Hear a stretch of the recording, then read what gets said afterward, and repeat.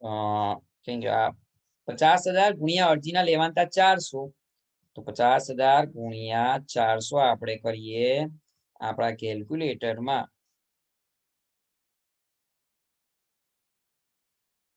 ભાઈ અહીંયા હા 50,000 ગુણ્યા 400 એટલે થયા લગભગ 2 કરોડ રૂપિયા. એકમ દશક 100,000 10,000 લાખ 10 લાખ કરોડ 2 કરોડ રૂપિયા થયા.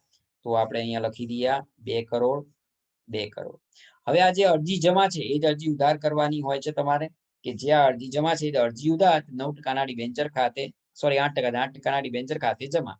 તો જો નીચે આપણે જોઈએ, ઓકે, તો નીચે ચલો દેખાય છે તમને કે ભાઈ 8% ડિબેન્ચર ખાતે ઉધાર તે 8% ડિબેન્ચર ખાતે જમા. આ જે 2000 અરજીના જમા હતા ને, અરજીના જે 2000 જમા એ જ 2 કરોડ જે જમા હતા એ જ 2 કરોડ ઉધાર અને એ 2 કરોડ જમા. ઓકે, તો જો પહેલું આટલું સિમ્પલ હતું. બેંક ખાતે ઉધાર 8% ડિબેન્ચર અરજી ખાતે જમા અને 8% ડિબેન્ચર અરજી ખાતે ઉધાર 8% ડિબેન્ચર ખાતે જમા 2 કરોડ 2 કરોડ. હવે વાત કરી છે આપણે આ મંજૂરીની. તો મંજૂરીમાં શું કરવાનું? તો મંજૂરીમાં સિમ્પલ છે, આ અરજી શબ્દ કાઢી નાખો અને અહીંયા મંજૂરી શબ્દ લખી દેવાનો કે ભાઈ ડિબેન્ચર મંજૂરી ખાતે ઉધાર 8% ડિબેન્ચર ખાતે જમા. આમનો તેની જ. તો જોઈ લો તમે ઉપર જે લખી છે જો ડિબેન્ચર મંજૂરી ખાતે ઉધાર તે આ 8% ડિબેન્ચર ખાતે જમા. ઓકે, હવે રકમ કેટલી? તો રકમ તો તમને ખ્યાલ હોય તો 50,000 ડિબેન્ચર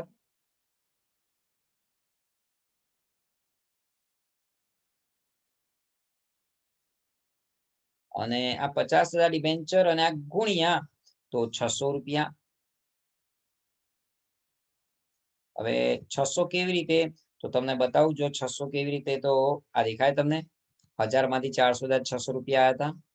ઓકે, 600 તો 50,000 ગુણ્યા આપણે 600 કરીએ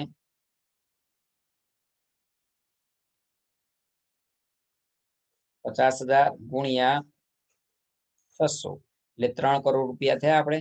તો જો આ થઈ ગયા 3 કરોડ રૂપિયા. ઓકે, હવે વસ્તુ થઈ આ બહાર પાડતા નુકસાન ને પરત પ્રીમિયમ ક્યાંથી આવ્યું? તો ડિબેન્ચર પ્રીમિયમ થી પરત કરવાના હતા એવું અહીં લખેલું હતું. આ રહ્યું તમને બતાવું, લખ્યું છે 10% પ્રીમિયમ થી પરત કરવાના છે. પરંતુ આ 10% પ્રીમિયમ થી કોના 10%? તો 1000 રૂપિયાનો ડિબેન્ચર અને 1000 રૂપિયાના ગુણ્યા તમે કરો 10% પ્રીમિયમ થી પરત. તો 1000 ગુણ્યા 10% કરો કેટલા થાય? 1000 ના 10% 100 રૂપિયા થાય. તો 100 રૂપિયા પ્રીમિયમ થી પરત કરવાના છે. હવે જો 100 પ્રીમિયમ થી પરત કરવાના છે, 50,000 ડિબેન્ચર ગુણ્યા 100 પ્રીમિયમ થી પરત.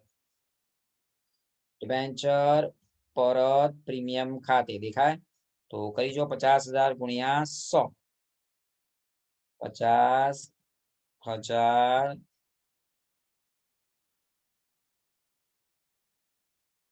ગુણ્યા 100. ઓકે, કરો તમે તમારા કેલ્ક્યુલેટરમાં કે ભાઈ આ 50,000 ગુણ્યા 100. ઓકે, જો થઈ ગયા 50 લાખ રૂપિયા. તો આ 50 લાખ આપણે લખ્યા પરત પ્રીમિયમ ખાતે. હવે જેટલું પરત પ્રીમિયમ હોય 50 લાખ એટલું જ પરત નુકસાન ખાતે ઉધાર થાય છે. દેખાય આ રીતે? ઓકે, પછી હવે આ મંજૂરીના નાણાં આ મંગાયા અને મળી ગયા. બેંક ખાતે ઉધાર ડિબેન્ચર મંજૂરી ખાતે જમા. હવે આ મંજૂરી 3 કરોડની હતી એટલે દેખાયા 3 કરોડ રૂપિયા આ રીતે. હવે પરત કરવાની આમ નથી કીધી એને લખી નહીં. હા લખવી હોત તો લખાત, એને લખવાની ના પડી એને લખી નથી. જો અહીંયા શું લખ્યું છે? ડિબેન્ચર બહાર પાડવા અંગેની આમ નોંધ. બરોબર, અહીંયા પરત કરવા વિશે નથી લખ્યું, માટે ડિબેન્ચર પરત કરવાની આમ નોંધ લખવામાં આવી નહીં. ફક્ત ને ફક્ત બહાર પાડવાની જ વાત કરી હતી, માટે આ બહાર પાડવાની જ આમ નોંધ લખવામાં આવી આ રીતે. ઓકે, તો અહીંયા પૂરું થાય છે. નેક્સ્ટમાં તમને 17 માંથી આપણે આગળ વધીશું. ત્યાં સુધી આવજો, બાય બાય, ટાટા.